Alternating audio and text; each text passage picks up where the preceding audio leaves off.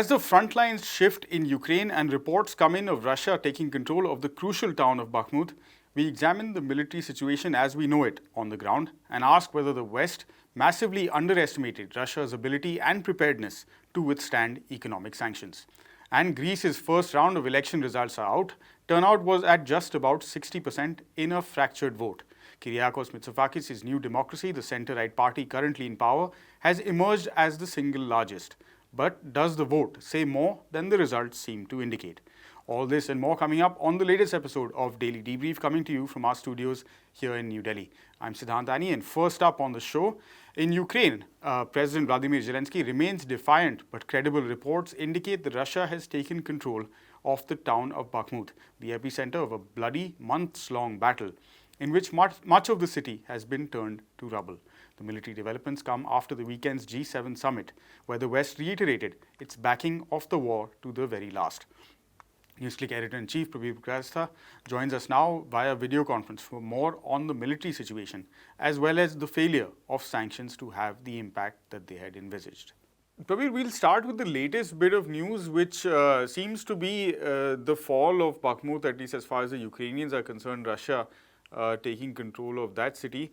What impact do you see it having on the overall situation as far as the military situation on the ground is concerned, and what it might lead to over the coming months? Well, this has been something which it started by saying that Bakhmut has no military significance. The United States was in fact saying, should Ukraine hold on to it at all? And then it becoming a central focus of the battles that have been waged. And really, most of the battles that have gone on in the last 3 to 6 months have been centered on Bakhmut. Therefore, if we say Bakhmut is fallen, yet it was of no significance, it doesn't seem to make sense. So it seems to have, at least for Ukrainians and the Russians, it seems to have a significance which is as much as saying, well, this is where the battle is taking place, and whoever wins this will have a significant then victory to itself. And if, as long as Bakhmut had not fallen, the papers, particularly the Western media, was talking about the US, the Russians fighting with each other, Prigozhin making various statements, and how the Russian army was demoralized and so on. Now that it has fallen, we hear that it's really of no significance again. This is what it had started with 3 months back. So I would say it has symbolic significance because this is where Ukrainians had made a stand. And finally, Bakhmut has fallen. And what has also happened is both sides have lost a lot of soldiers, obviously. Yeah. When you fight a major battle in a built-up area, both sides lose. Now, the Russians would say Ukrainians have lost much more. The Ukrainians would say Russians have lost much more. So with the fog of war, we don't want to get into this debate. As you know, we've been avoiding trying to take this kind of positions, but there is no issue that both sides would have lost a lot of soldiers. And Ukraine did ultimately withdraw its forces from Bakhmut, and that is why the attack on the flanks, to make it possible for some withdrawal to take place.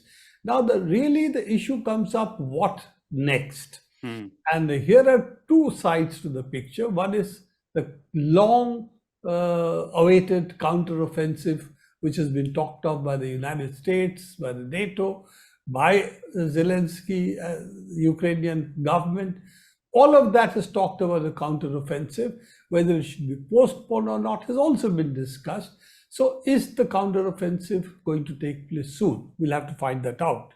And again, if the counteroffensive takes place, it makes sense if it is directed to sundering the land link that now, the land bridge that now Russia has with Crimea. So it really is the sector, Zaporizhia, Kherson, and Mariupol, that belt, whether an attack would take place. And if that takes place, if they break the link between Crimea and Russia, yes, it would be a significant victory for Ukraine. Whether there is an offensive of that kind which will materialize with all the support the Western powers have given Ukraine, that's something we have to see. But I also think the Russians are well prepared now that 3 months, 4 months, everybody's been talking about the counteroffensive. So it's on the cards that Russia has done what is called layered defense. And that's what also some of the Western commentators are talking about, that you can see what kind of layered defense Russia has built. Therefore, it's unlikely there will be any major breakthroughs. Yes, some shift in the front line, etc., but no major shifts.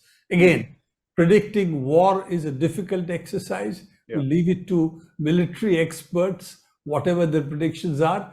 So at the moment, I see that, yes, I think we will see a counteroffensive in that, from, as I said, from Mariupol to Zaporizhia, that sector, which is the land bridge that connects Crimea to Russia, will see some offensive that the Ukrainian forces will take. Russia's interest would be going towards Kramatorsk and Sloviansk, these areas where they would like to take control over the rest of the Donetsk Oblast, which is something which is one of their targets from the beginning.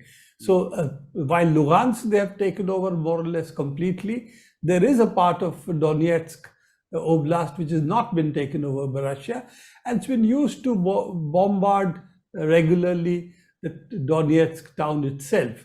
So given that it would be logical to assume that Russia's military strategy would be to relieve Donetsk of those attacks and also take over the rest of Donetsk. Let's see what happens. These are the two lines of attack from both, one for the forces, Ukrainian forces, the other for the Russian forces. Yeah. Prabir, some of these developments come after the G7 met along with other invitees in the Japanese city of Hiroshima over the past few days. The US has changed its stand on training Ukrainian pilots on the F-16 as well as other countries supplying that fighter aircraft or transferring it to Ukraine, as it were. There's also talk of tightening the sanctions regime, although we don't have too many specifics on it.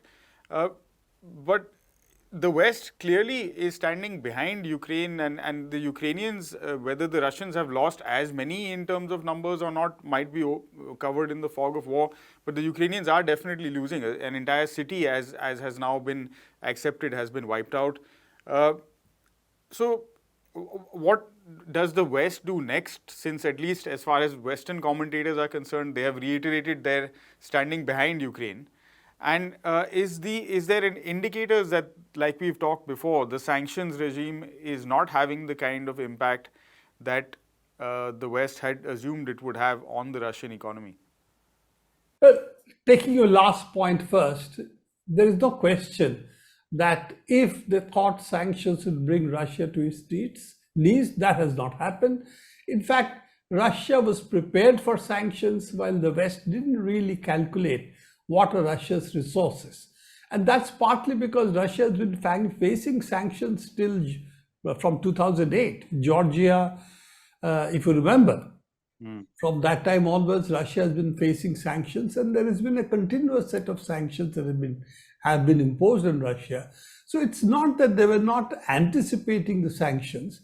And it does seem that since for a long time, the Europeans could not do without Russian gas. So the sanctions, in fact, didn't work because they had to pay for gas. In fact, they had to pay more for gas. So that was one part of it. Now, of course, those gas issues are over as far as Europe is concerned. They have shifted to LNG largely, and they're able to maintain their reserves for the time being. But the other issue that is there, Russia is one of the largest suppliers of natural gas and oil. And their oil supplies to the global market has not been hit. In fact, countries like India, for example, and China, both, also other countries, have taken Russian oil because it was available at a discounted price. So therefore, they have taken Russian oil. And given the oil prices today, Russia still makes a huge profit because they break even around $42 a barrel. And the prices currently are in the range of $60, $65 a barrel. and even earlier they were even higher. So even at discounted rates, Russian crude is something which is economically much more attractive for a lot of countries, including India. So the sanctions then have to be imposed on countries like Ukraine, like India, that you do not accept Russian oil. Now that is, they themselves agree, that means questioning the sovereign decisions of countries. That should countries have the right? This is not in the United Nations sanctions. That has no sanctity of international law behind it. It's a club of G7, which is imposing sanctions, or the European Union and the United States, which is imposing sanctions, also Japan. So given that this is no sanctity in international law terms, how do they impose this? By threatening the countries who are accepting Russian oil then with sanctions. Now that is expanding the sanctions way beyond what it is originally meant to be. That means sanctioning more than half the world.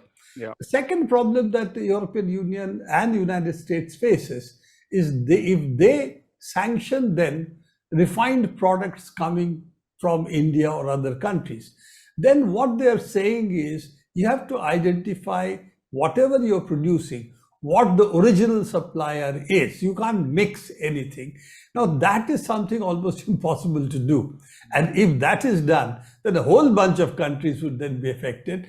So I think that route also, it doesn't appear viable. So their sanctions are really at the moment targeting countries with secondary sanctions and threat of sanctions rather than actual sanctions.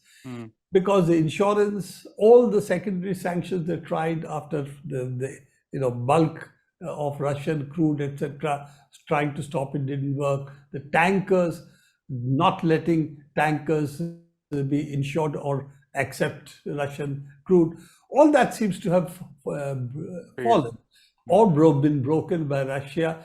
They've tried it against Iran earlier. So there's a lot of experience now which we countries have. There's a whole grey fleet which operates like this. So given that, they seem to have failed on both counts. So I do not know how much leeway they have to on sanctions. And if they impose sanctions now, they will be impinging on sovereignty of a large number of countries. And that may cause really a blowback in international trade terms, which may hit the United States much harder. Let's face it, US is no longer the major trade partner of 80% of the world. And that makes a huge difference. All right, Prabir, I think we will talk about the country that is now the 80% or the largest trading partner for 80% of the world. But we'll leave that for, I think, tomorrow's episode of Daily Debrief, where we concentrate on also what's going on or what the G7 has in store for the Pacific region. But thanks very much for your updates today, and we'll have you back on the show tomorrow. And finally, Greece's conservative Prime Minister Kyriakos Mitsotakis said he would not form a coalition government after his party won Sunday's election but fell 5 short of securing the magic majority number of 151. Mitsotakis has, for the moment, pinned hopes on a second round of polling after the President of Greece, Katerina Sakellaropoulou, formally offered him the chance to form a coalition government. His party, the centre-right New Democracy, won close to 41% of the vote, which is double that of the closest rival, the supposedly left-wing Syriza party, which polled in at about 20%. The Socialist PASOK party came in third at about 11.5%.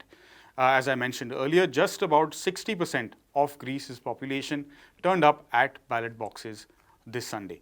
Prashant joins us now with more details on what the next election means for Greece, also what the system itself entails, and what are the issues that are indicated by the way that Greeks have polled.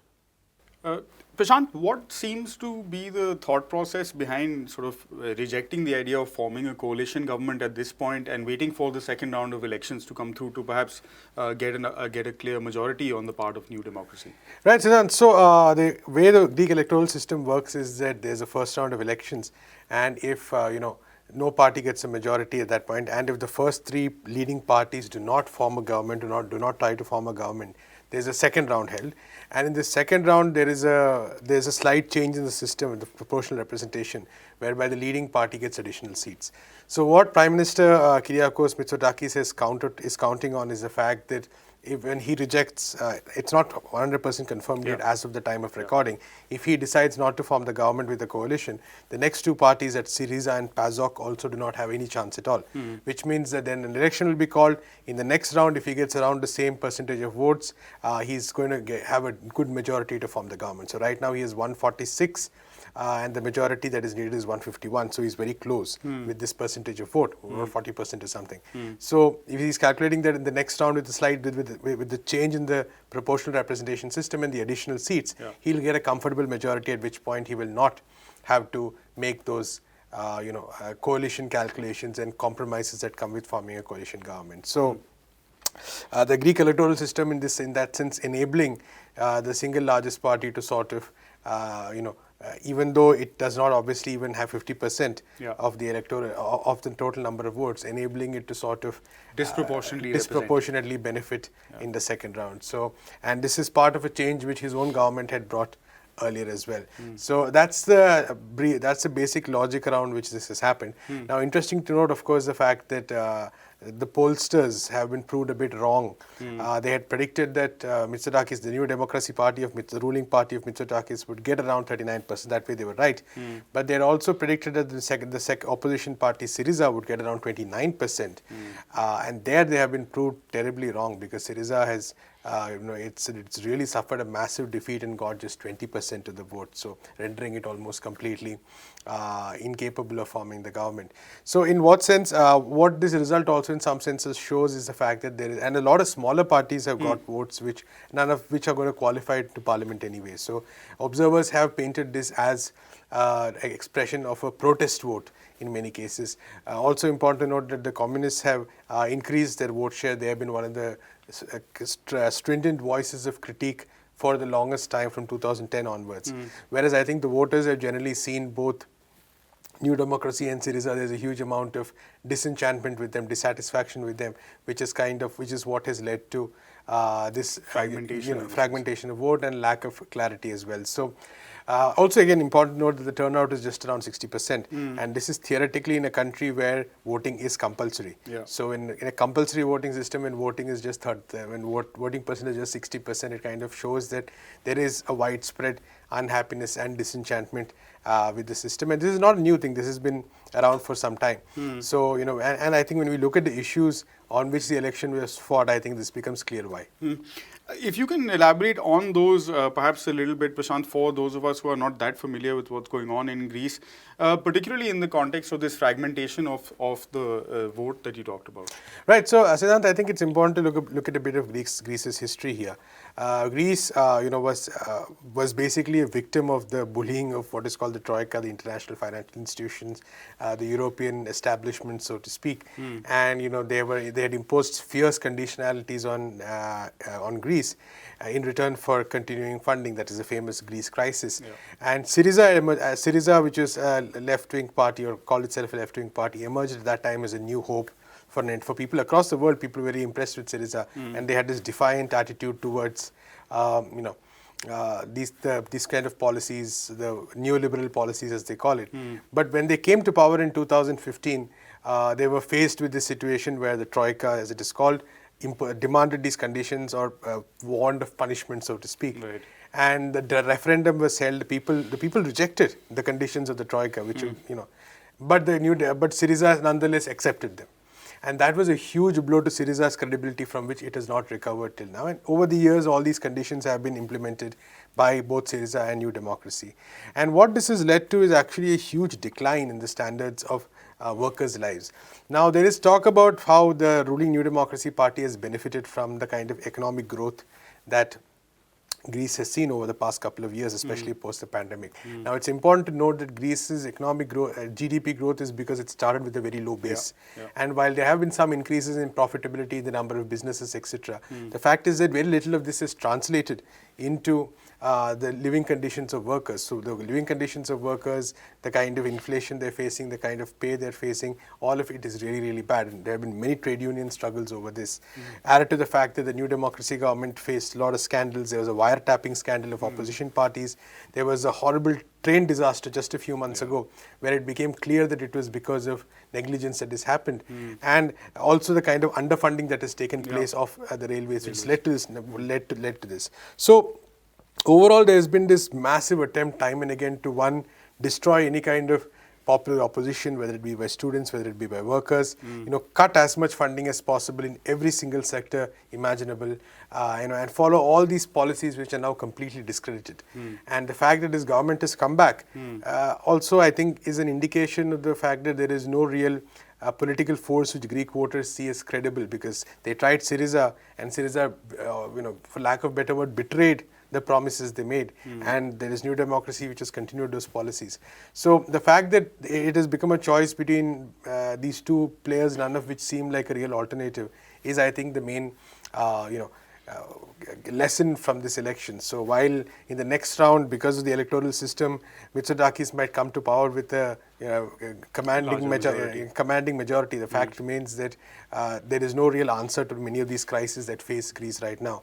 And primary among them is the fact that the policies which are like destroying workers' lives in various ways, none of these are being reversed. Incidentally, Greek also has the highest defense spending among NATO members. So I think just that number alone, I think 3.5% of its GDP is spent on defense. That number alone should make it clear the extent of Greece's problems and the priorities. Yeah, exactly. Absolutely. Thanks very much, Prashant. June 25th is when that second round of elections is scheduled for, if and when it happens, of course, and we'll keep tracking that for you on People's Dispatch. And with that, we bring to a close this episode of the Daily Debrief.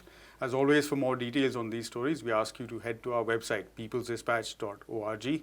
And also don't forget to follow us on the social media platform of your choice. We'll be back with another episode of your favorite international show tomorrow, same time, same place. Until then, stay safe. Goodbye.